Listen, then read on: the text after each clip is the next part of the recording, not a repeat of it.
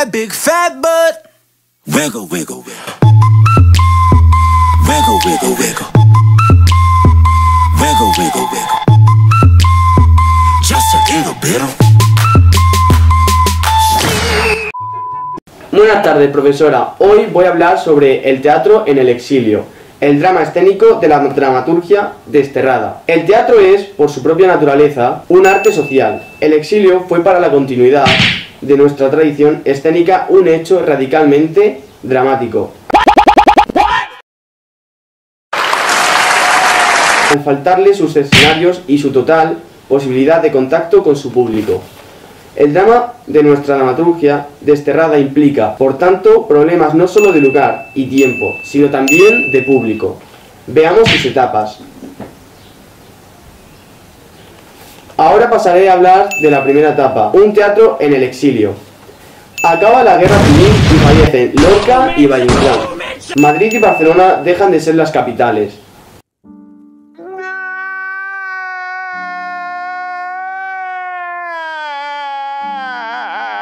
teatrales españolas para ser sustituidas por Buenos Aires. ¡Cielos, qué macizo! ¡Ah, se mamó!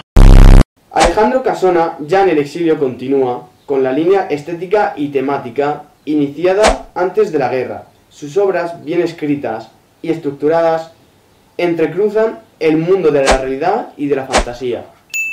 Ahora pasaré a hablar de la segunda etapa, el teatro de los años 40 y 50.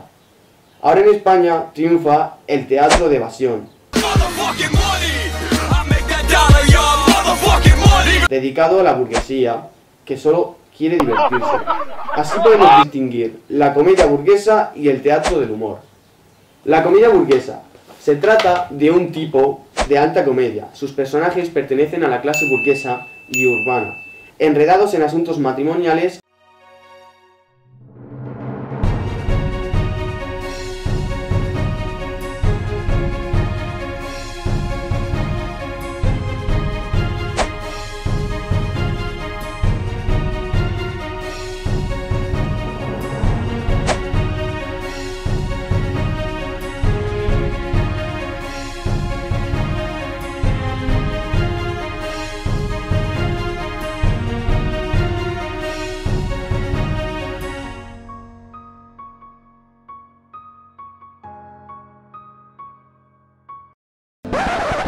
ideal de...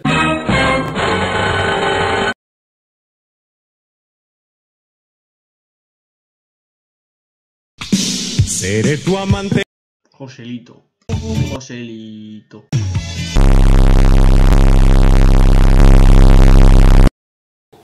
Donde se mezcla el humor y los sentimientos con un final feliz. Los dramaturgos conceden mucha importancia a la pieza bien escrita, es decir, diálogos cuidados, juegos escénicos.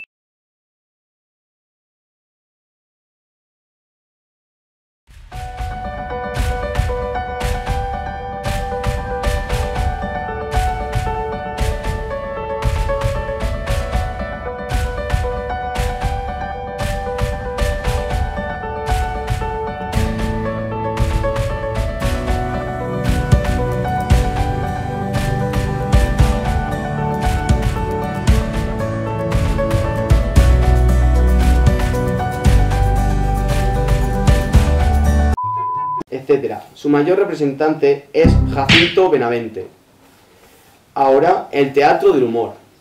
Los rasgos más frecuentes son el entretenimiento, los problemas de la moral burguesa y dramas históricos. Dentro de todo esto hay una crítica contenida a las costumbres de la clase media, acabando con un final feliz. En cuanto a los temas, vemos el del mundo real y el de un mundo más poético. Dos grandes representantes de este teatro son Jaciel Poncela y Miguel Mijura. El teatro comprometido es un teatro preocupado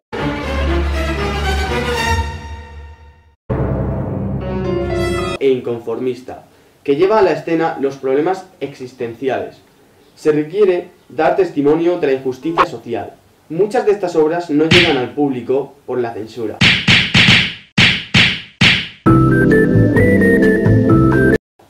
Algunos de sus principales representantes son Antonio Buero Vallejo, Alfonso Sastre y Lauro Olmo. Ahora hablamos del teatro en los años 60.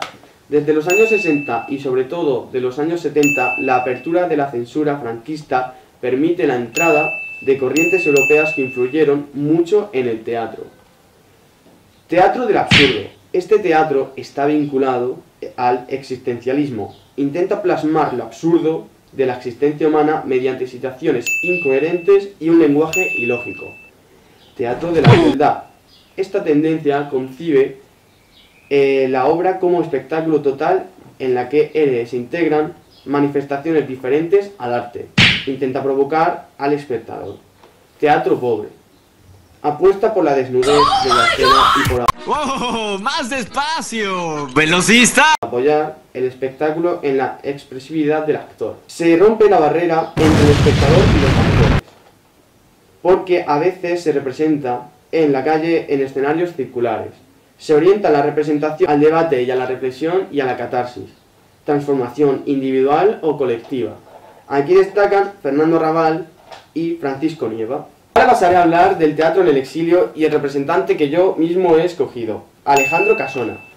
Alejandro Rodríguez Álvarez, conocido también como Alejandro Casona o El Perdido, fue un dramaturgo y maestro español. Eligió su seudónimo en honor a la casona de maestro, de su pueblo natal, Besullo. En 1932 consiguió el Premio Nacional de Literatura.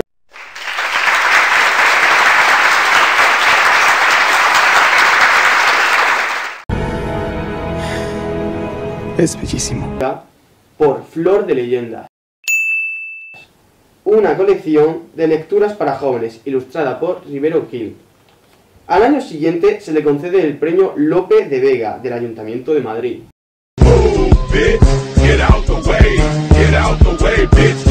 Con tal espaldarazo consiguió poner en escena por fin una de sus principales creaciones. La Sirena Varada.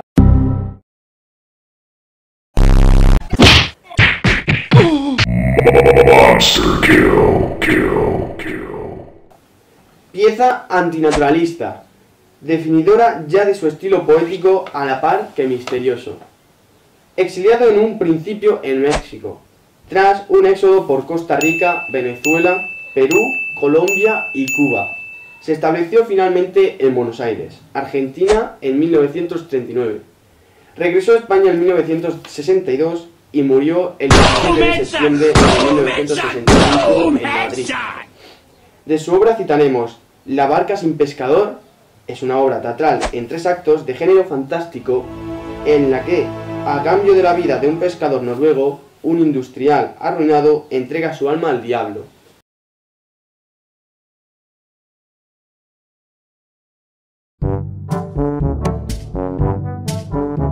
Hoy he pescado 4 sirenas, 7 monos y 1 kraken.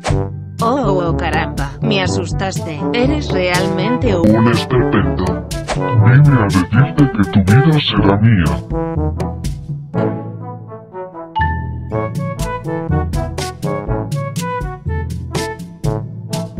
No. Sí, No. sí, No. sí, No. sí, No. sí, No. sí. No. No.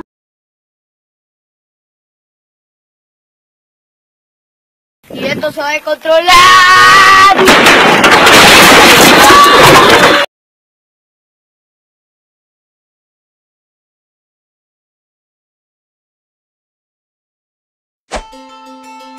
Déjale vivir, es solo un mozuelo.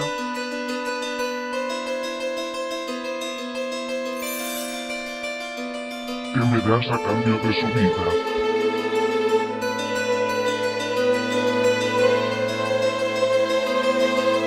Te doy lo único que tengo.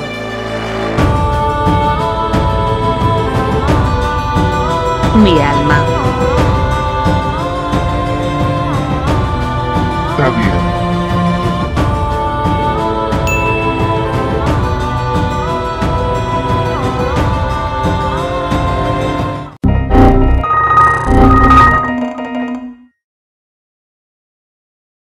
También nombraré Los árboles mueren de pie.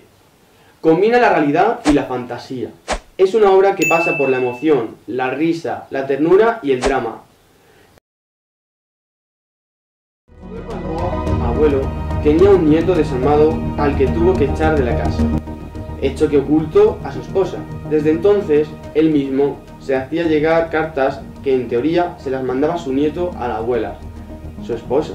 El nieto real decide volver a su hogar, en busca de dinero, pero el barco en el que venía naufraga. Balboa contrata a un imitador y hacedor de ilusiones benéficas en conjunto con una linda muchacha, para que finja ser el nieto perdido y su feliz esposa. Ante la abuela, los alecciona y logran que den el pego, pero llega por sorpresa Mauricio, el malvado nieto verdadero, que no ha muerto como se creía. Por fin, la abuela se entera del engaño, pero decide no comentarlo al imitador ni a la muchacha. La hija y la sustitución de Mauricio habían ido a realizar allí, hacer realidad ilusiones. Ahora voy a hablar sobre el teatro de los años 40 y 50 y su representante Jacinto Benavente de los años 40. Jacinto Benavente y Martínez fue un dramaturgo, director, guionista y productor de cine español. Fue galardonado con el Premio Nobel de Literatura. Abordó casi todos los géneros teatrales: tragedia, comedia, drama, sainete. Todos los ambientes encontraron cabida y expresión cabal en su escena: el rural y el urbano, el plebeyo y el aristócrata. Su teatro constituye una galería completa de tipos humanos. La comedia benaventina típica supone una reacción contra el melodramatismo. Benavente construye sus obras tomando como fundamento la vida. Conoce perfectamente todos los recursos escénicos y sabe dar relieve dramático a las acciones más intrascendentes. En realidad, puede decirse que con su primera obra, El nido ajeno, de 1894, en la que plantea un problema de celos entre hermanos, abre un nuevo periodo en la dramaturgia española. Muere el 14 de julio de 1954, con 87 años en Madrid. Pobrecito, déjame tocar una canción triste para ti en el violín más pequeño del mundo.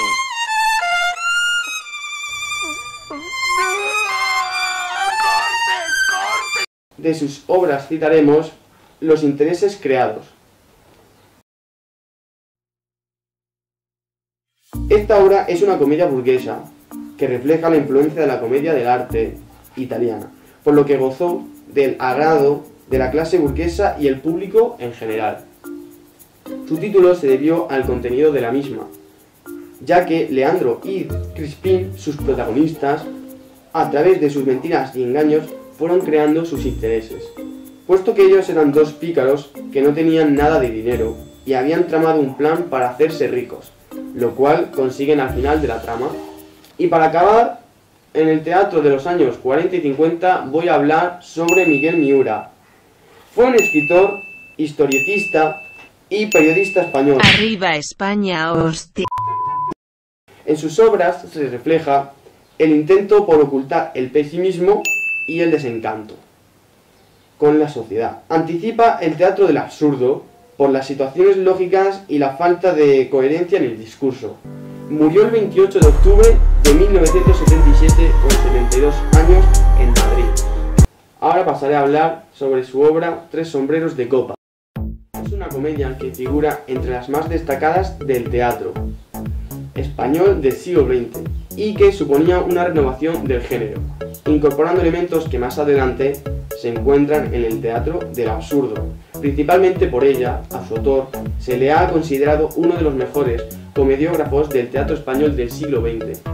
En ella vemos que la relación y el contraste es tan fuerte que el propio Dionisio se replantea su boda. Tal es su atracción por el nuevo descubrimiento.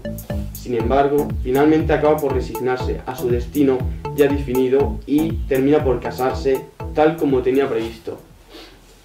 Ahora voy a hablar sobre el teatro de los años 60 y el representante que he escogido, Fernando Arrabal. Su figura supuso una revolución profunda para la escena. Participó en Francia, en las revueltas del 68.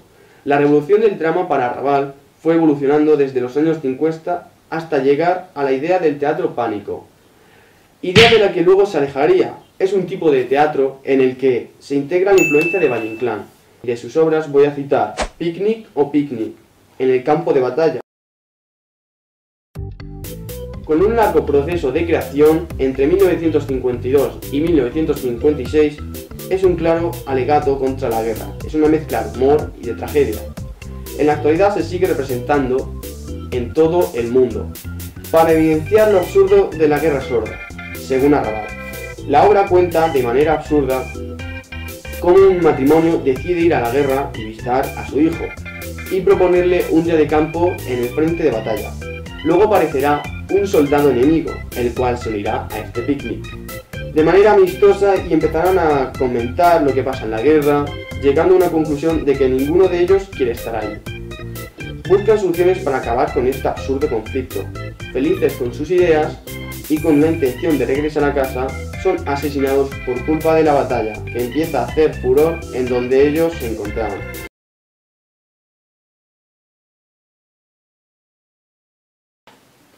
Diga.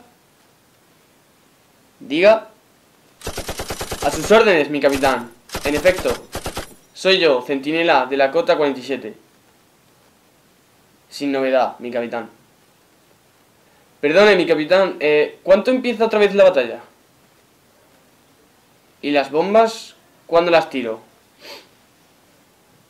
Pero, por fin, ¿hacia dónde las tiro? ¿Hacia atrás o hacia adelante? No se ponga usted así conmigo. No, lo digo para molestarle. Capitán, me encuentro muy solo. ¿No podría enviarme un compañero? Aunque sea la cabra. A sus órdenes. A sus órdenes, mi capitán. ¡Alto! ¿Quién va? ¿Quién te creías que éramos? ¡Saluda a tu madre! Bueno, conmigo no contéis porque sé lo que le pasa al capitán en todo esto de las guerras y sé que se enfurece mucho, así que a mí no me metáis en eso. ¿Acaso quieres darle a tu padre lecciones de guerra? Con todas las veces que él se ha bajado del metro en marcha.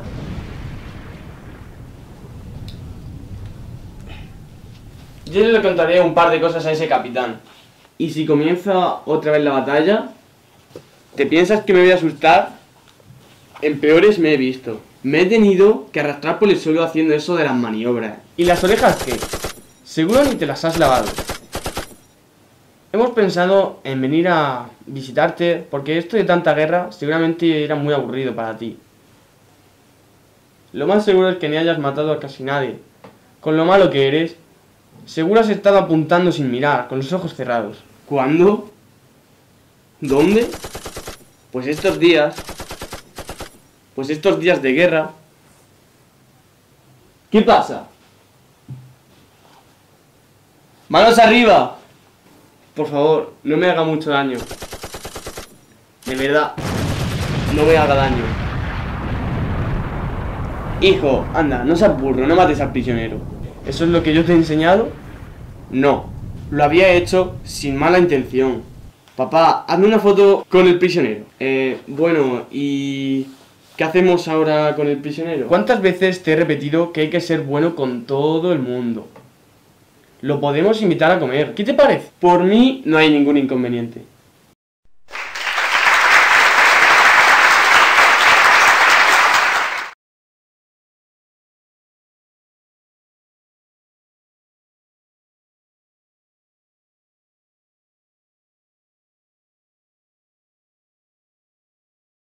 Para terminar, voy a realizar una breve conclusión. Tras la posguerra, vemos presentadas con humor las costumbres de la burguesía, los problemas del momento como las desigualdades sociales o la falta de la humanidad. Todo ello encuadrado en una fuerte censura, a lo que hay que añadir el exilio de muchos autores. Aún así, dichos autores reflejaron la realidad del momento y esto supuso una nueva manera de hacer teatro. Y esto ha sido todo. Muchas gracias por escucharme, profesora. Espero que le haya gustado.